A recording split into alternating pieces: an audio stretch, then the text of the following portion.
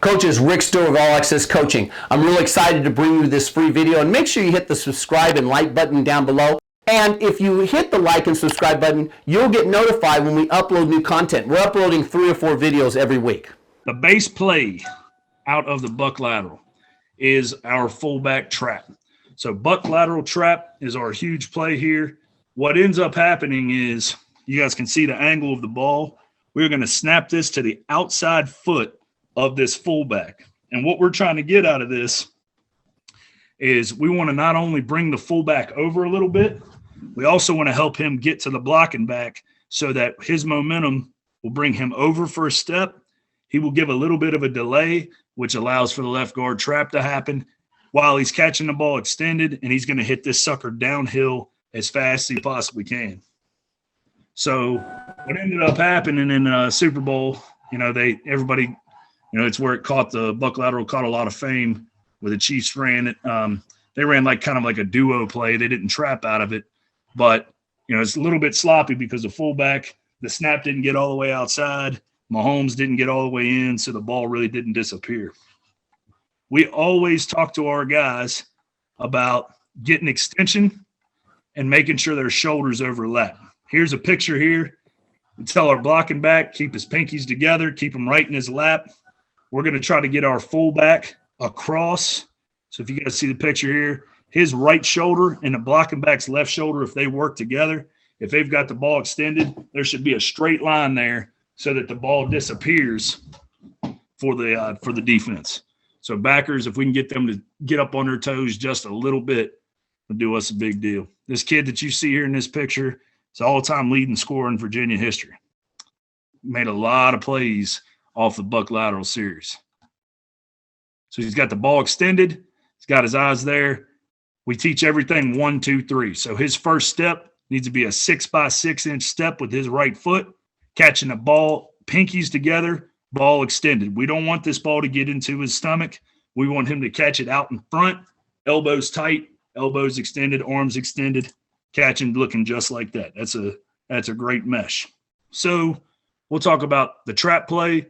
We'll talk about the belly play. Then we'll obviously talk about the pitch and the multiple pitches off of that and the passing game that comes with this. That's a pretty good picture right there. That's what we're looking for.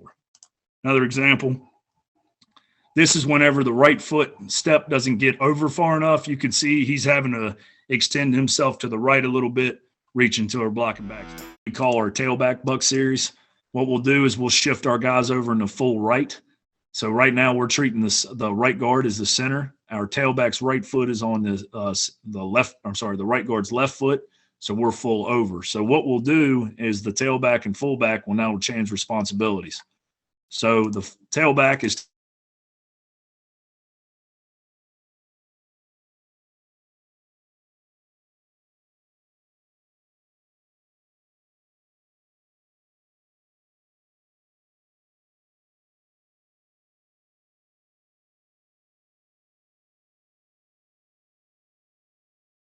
as many spots as we possibly could while changing our alignment in the backfield and messing with people. So this is tailback buck.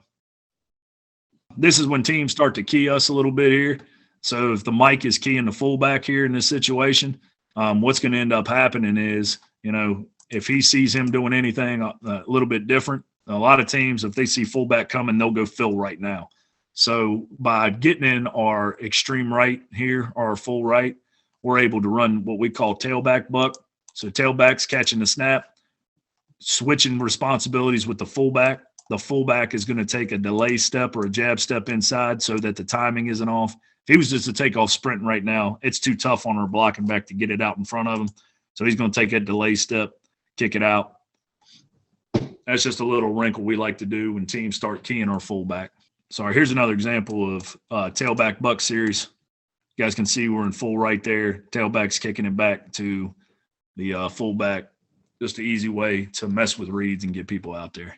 This play became really big for us, again, because we had a really good fullback that was doing a really good job of, bucking into the line and scaring a bunch of people. Then all of a sudden we saw how important it got, to try to screw with people's reads. I mean, just his one his ability to buck into the line was taking a lot of people with him. I'm sorry, I don't think I actually have 45 trap. Not a big deal. Let me show you guys some plays here off of the Buck series. I'll just let it roll for a little bit. These are 30. You'll see a bunch of 30 right here at the beginning. Then we'll skip forward after that. This is a really good football team. You guys can see how they react. I mean, they obviously knew, where the ball was going, how it was coming. You also see some different things that we try to do to them. Every once and again, when we're having trouble getting to the wheel, we'll send the blocking back on through the downs. We'll put him into the wall and send him to the wheel, especially when they stop reading the blocking back. And like I said, that wheel's coming, giving us a tough time. You guys can see we'll split out occasionally. We'll take our left end, split them out, still run our 30 trap, run a little passing game and things in there. We get a lot of divers, a lot of people going through. That's a heck of a play by that kid there. That's worth a second look.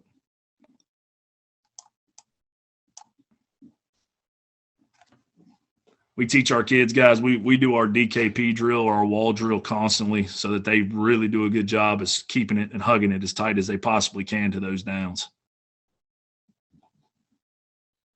Another example from the backside.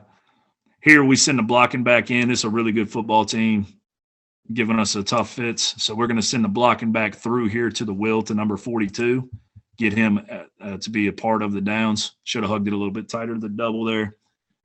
You can see why we do that.